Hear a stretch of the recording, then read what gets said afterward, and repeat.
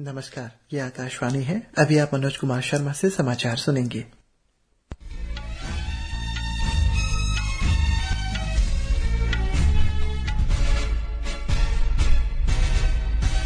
पहले मुख्य समाचार। प्रधानमंत्री नरेंद्र मोदी ने कहा, महिला आरक्षण विधेयक का पारित होना इस बात का संकेत है कि देश को आगे ले जाने के लिए पूर्ण बहुमत वाली एक सशक्त और निर्णायक सरकार की जरूरत। प्रधानमंत्री नरेंद्र मोदी आज शाम दिल्ली के भारत मंडपम में टीम G20 के साथ बातचीत करेंगे। G4 देश भारत, ब्राजील, जापान और जर्मनी ने कहा, स्थायी और अस्थायी दोनों श्रेणियों में संयुक्त राष्ट्र सुरक्षा परिषद का विस्तार आवश्यक।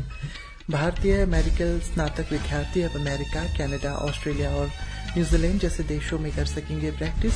और एशियाई खेलों में भारत की पुरुष टेबल टेनिस टीम ने ग्रुप स्टेज में यमन पर 3-0 से जीत के साथ अभियान की शुरुआत की। अब समाचार विस्तार से। प्रधानमंत्री नरेंद्र मोदी ने कहा है कि महिला आरक्षण विधेयक या नारी शक्ति वंदन अधिनियम एक साधारण कानून नहीं, बल्कि नए भारत की नई लोकतांत्रिक प्रतिबद्धता की घोषणा है।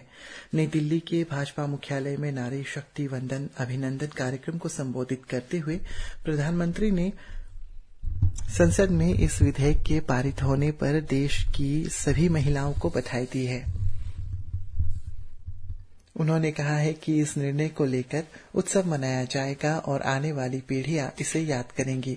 उन्होंने इस ऐतिहासिक विधेयक को पूरे उत्साह के साथ पारित करने के लिए दोनों सदनों, सभी राजनीतिक पार्टियों और सांसदों को धन्यवाद भी दिया।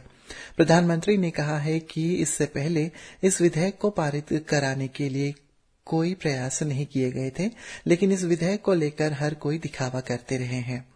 उन्होंने कहा है कि इस विधेयक का पारित होना इसका संकेत है कि देश की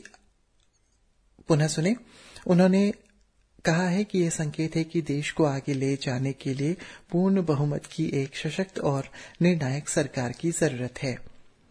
श्री मोदी ने कहा है कि इस विधेयक को पारित कराने के लिए सरकार ने दशकों पुरानी बाधाओं से पारदर्शिता और नेक नियत के साथ निपटकर सकारात्मक परिणाम हासिल किए हैं।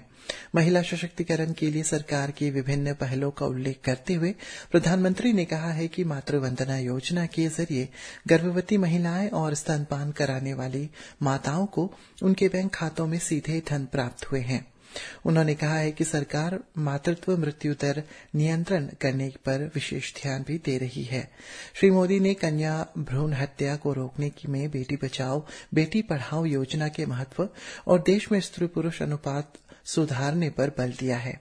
इस अवसर पर भाजपा के राष्ट्रीय अध्यक्ष JP नड्डा ने कहा कि महिलाओं को सशक्त बनाने पर केंद्रीय निर्णय भारत के परिदृश्य में परिवर्तन लाएंगे। संसद ने 128वां संविधान संशोधन विधेयक 2023 पारित कर दिया। यह विधेयक लोकसभा, राज्यसभा, विधानसभाओं और दिल्ली विधानसभा में महिलाओं के कुल सीटों की 1/3 सीटों पर आरक्षण का प्रस्ताव करता है। सिक्किम के मुख्यमंत्री PS तमांग ने लोकसभा और राज्यसभा द्वारा नारी शक्ति वंदन अधिनियम के पारित होने का स्वागत किया है, जिसका उद्देश्य संसद के लोकसभा और विधानसभाओं में महिलाओं के लिए 33% आरक्षण प्रदान करना है। सोशल मीडिया पर एक संदेश में श्री तमांग ने सभी महिलाओं को बधाई दी है और प्रधानमंत्री नरेंद्र मोदी और केंद्र सरकार के प्रति आभार व्यक्त किया है। प्रधानमंत्री नरेंद्र मोदी आज शाम दिल्ली के प्रगति मैदान में भारत मंडपम में टीम G20 के साथ बातचीत करेंगे। श्री मोदी इस अवसर पर सभा को संबोधित भी करेंगे। बातचीत के बाद रात्रि भोज होगा। इस बातचीत में लगभग 3000 लोग भाग लेंगे, जिन्होंने G20 शिखर सम्मेलन की सफलता में योगदान दिया। इसमें विशेष रूप से वे लोग शामिल होंगे जिन्होंने शिखर सम्मेलन के सुचारू संचालन को सुनिश्चित करने के लिए जमीनी स्तर पर काम किया है। इनमें विभिन्न मंत्रालयों के सफाई कर्मी, ड्राइवर, वेटर और अन्य कर्मचारी शामिल हैं। इस बातचीत में विभिन्न विभागों के मंत्री और अधिकारी भी शामिल होंगे। भारतीय रिजर्व बैंक ने जानबूझकर कर्ज नहीं चुकाने वालों से निपटने के निर्देशों में बदलाव का प्रस्ताव किया है। आरबीआई ने आज एक प्रेस विज्ञप्ति में कहा है कि जानबूझकर कर्ज न चुकाने वालों को ऐसे व्यक्ति के रूप में परिभाषित किया जाना चाहिए जिसके पास 25 लाख रुपए और उससे अधिक का ऋण हो। जानबूझकर ऋण न चुकाने वाले लोग माने जाते हैं जो भुगतान करने की क्षमता होने के बावजूद अपना ऋण चुकाने से इनकार कर देते हैं। संशोधित दिशा निर्देशों के अनुसार किसी खाते के गैर निष्पादित होने के 6 महीने के भीतर ऋणदाताओं को डिफॉल्ट करने वाले उत्तरदाताओं की पहचान करनी होगी और उन्हें जानबूझकर डिफॉल्टर के रूप में लेबल करना होगा। इनमें कहा गया है कि जानबूझकर कर्ज नहीं चुकाने वाले पुनर्गठन के पात्र नहीं होंगे। स्वास्थ्य सचिव सुधांशु पंत ने कहा है कि आयुष्मान भव अभियान में सिर्फ 4 दिनों में ही 5 लाख से अधिक आयुष्मान कार्ड बनाए गए। उन्होंने कहा है कि अब तक 20 लाख से अधिक आयुष्मान भारत स्वास्थ्य खाते तैयार किए गए हैं। श्री पंत ने कहा है कि केवल 4 दिनों में स्वास्थ्य और कल्याण केंद्रों तथा सामुदायिक स्वास्थ्य केंद्रों में निःशुल्क उपचार और स्क्रीनिंग सेवाओं का लाभ उठाने के लिए 20 लाख से अधिक लोग आए हैं। उन्होंने कहा है कि यह कार्यक्रम भारत सरकार के लिए बहुत महत्वाकांक्षी है और सभी राज्य और केंद्र शासित प्रदेश इसमें योगदान दे रही है।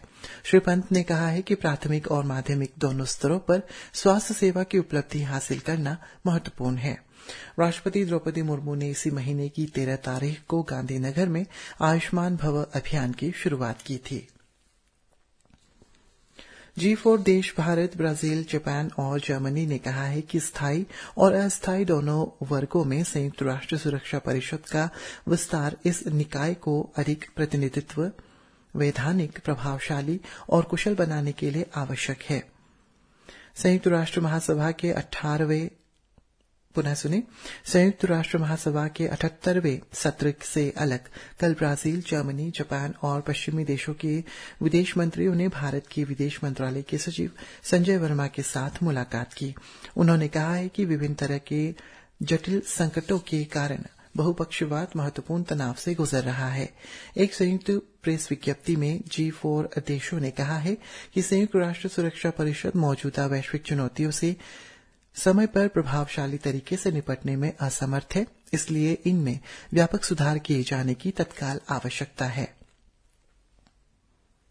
भारत के मेडिकल स्नातक विद्यार्थी अब अमेरिका, कनाडा, ऑस्ट्रेलिया और न्यूजीलैंड जैसे देशों में स्नातकोत्तर और प्रैक्टिस कर सकते हैं। भारत के राष्ट्रीय चिकित्सा आयोग NMC को 10 वर्षों के कार्यकाल के लिए प्रतिष्ठित world federation for medical education WFME मान्यता दर्जा से सम्मानित किया गया है। भारत के सभी मौजूदा 706 आयुर्विज्ञान कॉलेज WFME मान्यता प्राप्त होंगे, जबकि आगामी 10 वर्षों में स्थापित होने वाले नए आयुर्विज्ञान कॉलेज स्वतः WFME मान्यता प्राप्त हो जाएंगे। केंद्रीय स्वास्थ्य मंत्रालय से जारी एक प्रेस विज्ञप्ति के अनुसार इस पुरस्कार से भारत आयुर्विज्ञान स्कूलों और प्रवेशों के अंतर्राष्ट्रीय पहचान और प्रतिष्ठा में वृद्धि होगी। भारत की प्रमुख एयरलाइन इंडिगो ने इस वर्ष नवंबर में हैदराबाद और कोलंबो के बीच सीधी उड़ान सेवा शुरू करने की घोषणा की है। इसे बहुत महत्वपूर्ण माना जा रहा है क्योंकि इन दोनों शहरों के बीच सीधी उड़ान संचालित करने वाली इंडिगो पहली भारतीय एयरलाइन होगी। भारत ने एशियाई खेलों में देश के कुछ खिलाड़ियों के लिए चीन की रुकावट पर कड़ा विरोध दर्ज किया है। कुछ भारतीय खिलाड़ियों को एशियाई खेलों में प्रवेश से इनकार पर मीडिया के सवालों के जवाब में विदेश मंत्रालय के प्रवक्ता अरिंदम बागची ने कहा है कि भारत निवास या जातीय के आधार पर अपने नागरिकों के साथ किसी भी तरह का भेदभाव को सख्ती से खारिज करती है। उन्होंने दोहराया है कि अरुणाचल प्रदेश भारत का अभिन्न अंग था और हमेशा रहेगा। उन्होंने कहा है कि पता चला है कि चीन के अधिकारियों ने अरुणाचल प्रदेश के कुछ खिलाड़ियों के साथ भेदभाव किया और उन्हें खेलों में भाग लेने की मान्यता और प्रवेश देने से मना कर दिया। श्री बागची ने कहा है कि चीन की यह कार्रवाई एशियाई खेलों की भावना का उल्लंघन है। खेल मंत्री अनुराग सिंह ठाकुर ने इसके विरोध में चीन जाने का कार्यक्रम रद्द कर दिया है। और चीन में हांगझोउ एशियाई खेलों में भारतीय एथलीट आज टेबल टेनिस और वॉलीबॉल की स्पर्धाओं में खेल रहे हैं। टेबल टेनिस में भारत की पुरुष टीम ने समूह चरण में यमन पर 3-0 की जीत के साथ अभियान की शुरुआत की। शरद कमल, जी साथियान और हरमीत देसाई की टीम ने संबंधित सिंगल मैच आसानी से जीते।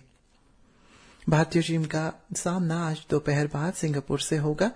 भारतीय महिला टीम ने सिंगापुर के साथ मैच में दोपहर बाद अपना अभियान शुरू किया। वॉलीबॉल में भारतीय पुरुष टीम का मुकाबला चीनी ताइपे के साथ। इसी के साथ ये समाचार बुलेटिन समाप्त हुआ। नमस्कार।